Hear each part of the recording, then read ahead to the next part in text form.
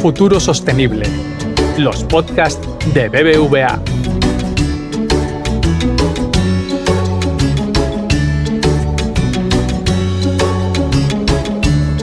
Hola, bienvenido a Futuro Sostenible, un podcast de BBVA. Yo soy Paz Palacios. UNICEF destaca en una encuesta que el ciberacoso es ya un fenómeno global. Un fenómeno que afecta a personas de todas las edades y que se produce en espacios digitales como las redes sociales o las aplicaciones de mensajería instantánea. Profundizaremos en este tema de la mano de una experta en la materia y de mi compañera Tete Andrés. ¿Nos acompañas?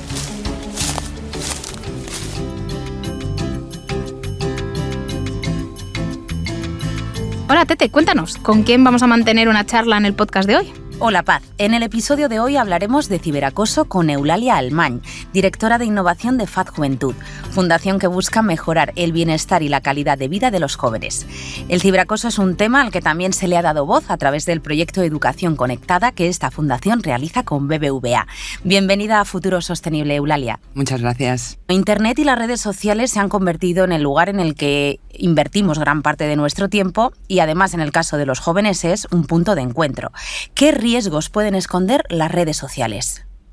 Bueno, efectivamente, la tecnología ya media muchas de nuestras actividades, como son, nosotros ahora los denominamos las TRICO. TRICO porque son tecnologías de la relación, tecnologías de la información, de la comunicación y del ocio. O sea, ya muchas de las actividades que realizan nuestros jóvenes y nosotros como adultos tienen que ver con la tecnología. Entonces es una transversal, ¿no? Lo media prácticamente todo y por supuesto tenemos que poner un foco porque es un fenómeno relativamente nuevo, ¿no? Entonces eso tiene sus grandes ventajas, pero también tiene sus riesgos y eso es lo que analizamos, ¿no? Entonces las redes sociales es una actividad humana y como tal pues aparece lo mejor de nosotros mismos y lo peor de nosotros mismos. Por lo tanto, existen riesgos a la hora de utilizarlo. ¿Cuáles podrían ser los riesgos? Pues los riesgos tienen que ver con encontrarte contenido que tú no has buscado, los famosos algoritmos, que es algo que hay que poner foco, porque muchos adolescentes o muchos jóvenes cuando entran en las redes de repente les aparecen unos contenidos que no son adecuados, como pueden ser un contenido pornográfico o es algo fácil, que hablaremos en profundidad en el programa, que te acosen, ¿no? O sea, o que te manden mensajes que tú no buscas. Uno de los riesgos que mencionabas, Eulalia, es ser víctima de acoso. ¿En qué consiste realmente el ciberacoso? El ciberacoso es algo que intenta violentar a la víctima, ¿no? Violentarla de diferentes maneras, a través de la vergüenza, del insulto, de la violencia. Es un tema que, como digo, es una conducta humana que la tecnología lo que hace es potenciarla, ¿no? Porque llega a todos lados. Entonces y de manera muy rápida, además. De manera muy rápida. Es un tema que hay que poner mucho foco porque, sobre todo, con la población más vulnerable, ¿no? Que son, por nuestros estudios, son las chicas jóvenes en las que sufren más este tipo y las afecta más a su salud mental, pero también los chicos las sufren, ¿no? Entonces hay que poner, pues hay que entender el fenómeno y preparar a las personas para afrontarlo. ¿Cómo ha cambiado el acoso en los últimos años? ¿Qué diferencias existen entre el acoso tradicional o analógico y el ciberacoso? El acoso tradicional no se grababa. Eso para empezar, ni se difundía, ¿no? Quedaba en lo privado. El problema de lo tecnológico es que se convierte en público, ¿no? Y eso es un tema. También la tecnología te da mucho anonimato. La persona que hace el acoso puede tener un perfil falso, puede no saber quién está acosándote, ¿no? ¿Quién está detrás? Quién está detrás. Y a la persona que lo hace le da ese anonimato, cosa que en lo analógico era más difícil, ¿no? O sea, es más visible, ¿no? Entonces ahí, pues bueno, es más difícil de detectar y de trabajarlo, pero hay maneras de hacerlo. ¿Se podría decir, Eulalia, que el ciberacoso es la versión digital del bullying en el caso de las escuelas y del mobbing en el caso de la vida profesional de las personas? Sí, bueno, a ver, es otra versión, ¿no? Y quizá es una versión más compleja de atajar, ¿no? Lo otro era como más visible y aquí puede ser que no lo sea tanto, ¿no? Pero hay que detectarlo, pero sí, evidentemente, el acoso escolar, el bullying es una manera de hacer, el ciberbullying me refiero, es una manera de hacer acoso escolar, evidentemente, a los niños y a las niñas por sus compañeros, y en el caso del trabajo, pues también es otra manera de verlo, ¿no? O sea que sí, sin duda. ¿Qué tipos de ciberacoso existen? Danos luz para poder saber si estamos siendo víctimas de ciberacoso o no. Bueno, pues hay desde el acoso verbal, o sea, los insultos, ¿no? Pero esos son como más fáciles de detectar. Hay suplantaciones de identidad, que eso para una adolescente es un tema, bueno, y para una persona adulta, ¿no? Pero que te suplanten la identidad en WhatsApp, eso pasa, ¿no? Y que escriban mensajes en tu nombre, etcétera, pues eso es un problema importante. Luego tiene todo lo que hay alrededor del acoso sexual, que es inmenso, ¿no? Y que sobre todo sufren las mujeres más que los hombres, y ese es un tema un poco descontrolado, ¿no? O sea, lo que no se atreve a hacer alguien, hablábamos de las diferencias, ¿no? A lo mejor no te atreves tanto a hacerlo de manera presencial, ¿no? En presencial, las redes te permiten impunidad, parece, ¿no? O sea, desde ese anonimato. Ese anonimato y te atreves a cosas que no te atreverías a lo mejor, porque no hay ese control social que tenemos, ¿no? Entonces parece que ahí está uno solo. Luego todo lo que tiene que ver con el tema racial, el tema de religión, los discursos de odio, ¿no? El discurso de odio como tal, pero dirigido a minorías, ¿no? Que ahí está el género, claramente, pero también la religión, y que es una de los más, de lo que más aparece, ¿no? En ese sentido. Y bueno, y luego toda la que tiene que ver con difusión de imágenes sin el consentimiento, ¿no? O sea, que imágenes sexuales, me refiero, comprometidas. Ese es un problema que además es grave para la persona que lo sufre y es una herramienta de acoso tremenda, ¿no? Y que puede tener muchas repercusiones de salud mental. Y luego, pues bueno, se inventan cosas nuevas para esto que hablamos del lado oscuro de las redes sociales, del lado oscuro de la tecnología, ¿no?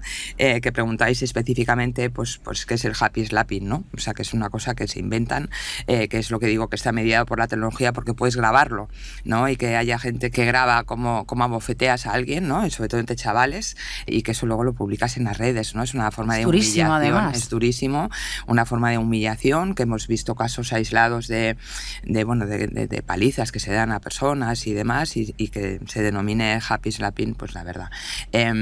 Bueno, pues vemos el lado oscuro, insisto, en este tema, y bueno, lo que hablábamos del sexo, el sexting, ¿no? Que puede ser consentido, ¿no? Es decir, que eso puede ser algo como que lo quieres grabar, pero no implica que se difunda. Eso es. Y luego está pues la parte más de que se pueda difundir en ese sentido, ¿no? De las diferentes tipologías de ciberacoso, ¿cuál es la más frecuente? Lo más común es el acoso verbal, o sea, es el insulto. No creo que ahí el insulto porque sí, ¿no? O sea, quiero decirte que por tus características, por tu género, por ese sería como el más común, que puede convertirse en discurso de odio real, a la línea que podríamos decir entre la libertad de expresión, ¿no? Y un discurso de odio, ¿no? Pasar esa línea es una línea que, bueno, que es difícil, pero que creo que se puede detectar. Y luego la que es muy común también es la suplantación de identidad. Es más común de lo que pensamos.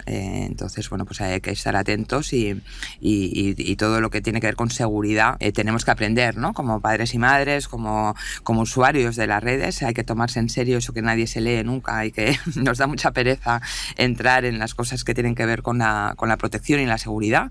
Tenemos que aprender. Eso es un mensaje clarísimo, que hay que tratar las dos partes, ¿no? Que no existan estas cosas y por otro lado aprender a protegernos, ¿no? O sea, que tener esa información, ¿no? Para que salten las alarmas en caso de que haya algo extraño. Eso es. Eulalia, teniendo en cuenta todo lo que nos has comentado, ¿cuál es la plataforma más común en la que se produce el ciberacoso? ¿Hay alguna que destaque?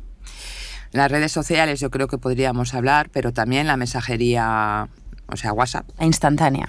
Una mensajería instantánea, el WhatsApp, por ahí, que es algo que está encriptado, que nadie lo ve, que es muy íntimo, ¿no? Porque el WhatsApp es algo muy íntimo. Entonces, bueno, el aprender a bloquear perfiles es algo que han tenido que hacer los y las jóvenes y los adolescentes muy a menudo, aprender a bloquear, que no quieres recibir mensajes, ¿no? Eso de protegerse. Pero también las plataformas de juegos en línea, también es un lugar donde la plataforma de juego en línea. Ahí hay mucho acoso, sobre todo a mujeres, porque eso es un lugar donde hay juegan más hombres que mujeres a videojuegos, ¿no? Entonces ahí se produce un problema importante, ¿no? Buscan cualquier resquicio, ¿no? Para acosar. Sí, sí. Y Eulalia, ¿existe algún tipo de actitud o conducta que nos permita detectar, por ejemplo, que en el caso de los padres y las madres, que su hijo o hija está siendo víctima de ciberacoso?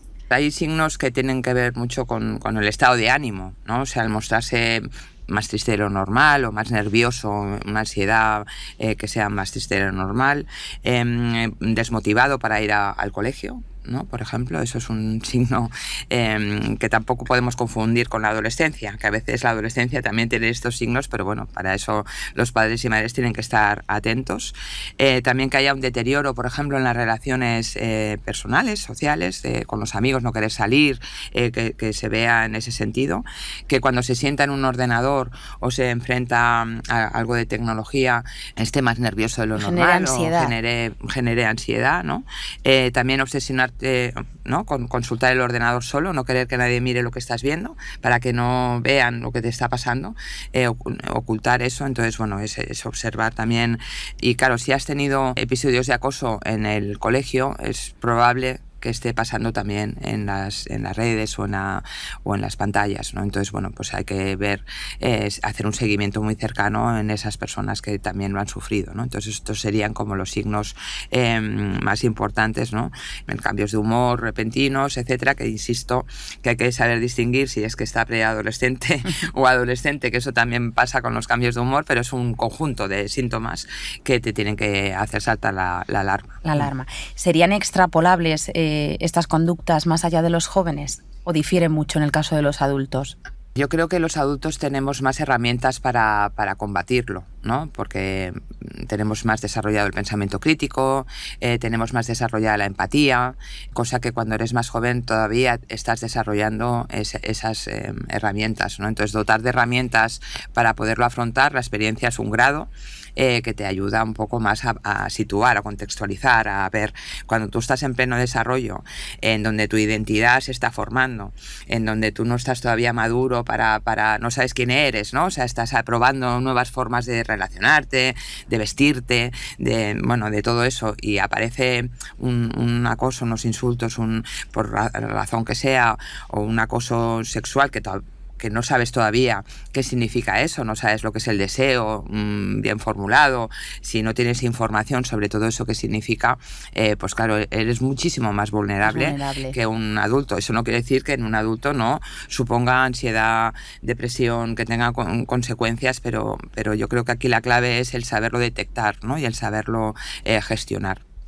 Y cuando una familia detecta que su hijo o hija está sufriendo ciberacoso, ¿qué es lo primero que deben de hacer? ¿Qué les recomendarías? Lo primero es la comunicación, evidentemente, es hablar los temas, que eso no se hace de un día para otro. Es decir, que yo creo que el establecer las relaciones abiertas y comunicativas se tiene que hacer desde que nacen los niños, ¿no? Para que cuando surjan estos temas haya esa plataforma de confianza y poderlo hablar. Y luego denunciar. O sea, claramente es un tema denunciable, está penado por la ley en muchos de los casos. A veces la gente no lo sabe ni la que lo está haciendo ni el que lo recibe, pero es muy importante buscar ayuda. O sea, yo sí digo, primero entender el problema que está pasando, comunicándose, y luego buscar ayuda sin duda. O sea, buscar ayuda es fundamental. Mencionabas la importancia de denunciar para combatir el ciberacoso, pero ¿cómo deben los padres y las madres denunciar que sus hijos están sufriendo ciberacoso? ¿A dónde deben acudir? ¿Qué tienen que hacer? Denunciar, bloquear y todo eso dentro de las redes, y denunciar los mensajes que ya todas las plataformas tienen manera de denunciar y tienen manera, o sea, eso es ya por ley que tienen que tener manera de detectarlo y poderlo denunciar. y existen maneras muy claras de hacerlo y no tenemos que tener miedo a hacerlo, ¿no? Porque es que es algo que está penado, o sea que se puede recibir una multa de cerca de 1 millón de euros, 800.000 euros, y tiene pena de cárcel también, ¿no? Según qué tipo de delitos, o sea que es un tema serio, sobre todo todo lo relacionado con el acoso sexual o el tema de suplantación de identidad, son delitos muy graves, y cuando uno lo está sufriendo no le parece que se siente muy desvalido, ¿no? En ese sentido, pero hay mecanismos. Es muy importante la detección, detectar que te está pasando algo y no pensar que eso es normal, y que no, y que bueno, pues ya lo aguanto y no pasa nada, porque eso va minando la salud mental, está claro.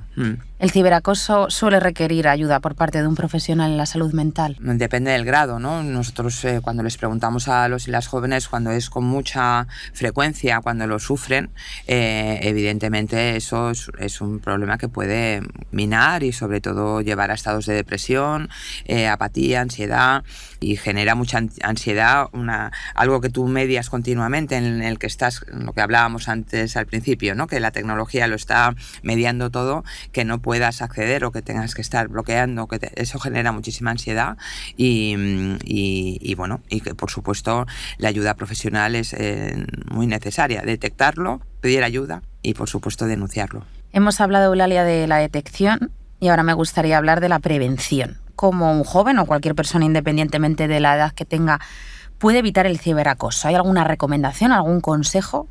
Yo creo que utilizar las vías de seguridad que nos permiten las propias redes sociales y protegernos, aprender a protegernos y aprender, pues eso, a detectarlo, aunque eso ya lo hemos comentado, pero eso es un de prevención.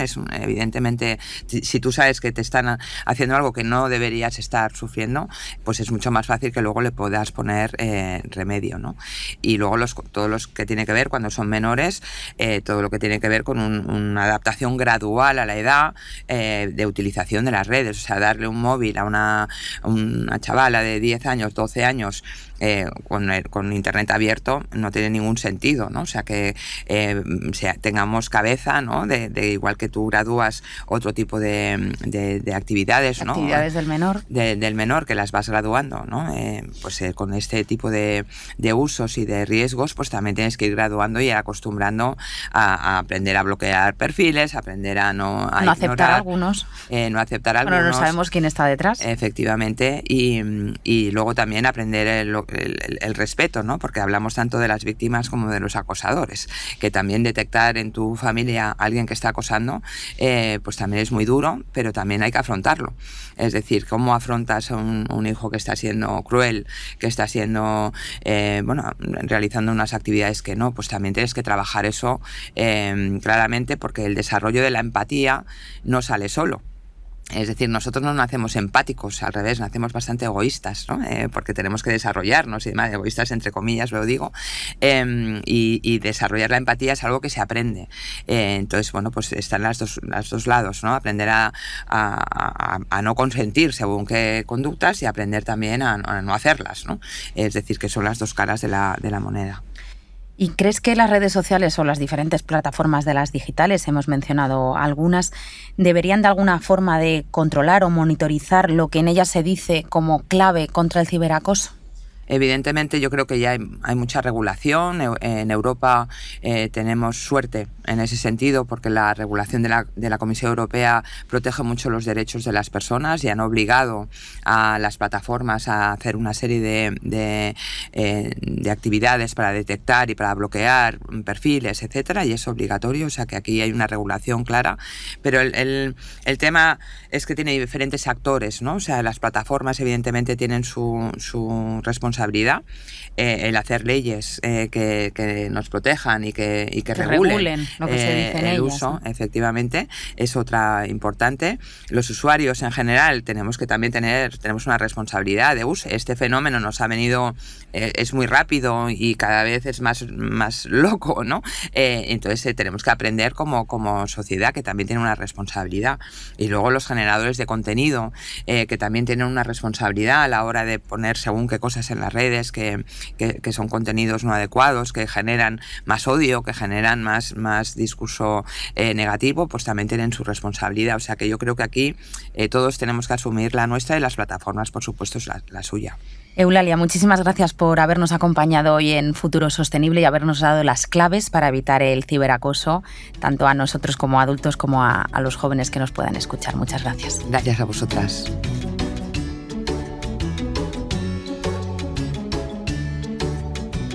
Si bien los adolescentes son más vulnerables, hoy somos más conscientes de cómo los algoritmos y el ciberacoso pueden afectar a cualquiera que se asome por Internet. Pero también hemos aprendido, gracias a Eulalia, cómo prevenir y protegernos de este lado oscuro de la tecnología. Si te ha gustado el contenido, te animamos a suscribirte y recomendar Futuro Sostenible en tu plataforma de podcast preferida, en redes sociales y, como no, entre tus amigos. En próximos capítulos hablaremos con más expertos y expertas para acercarte la sostenibilidad con el objetivo de impulsar un mundo más verde e inclusivo. Volvemos a encontrarnos muy pronto.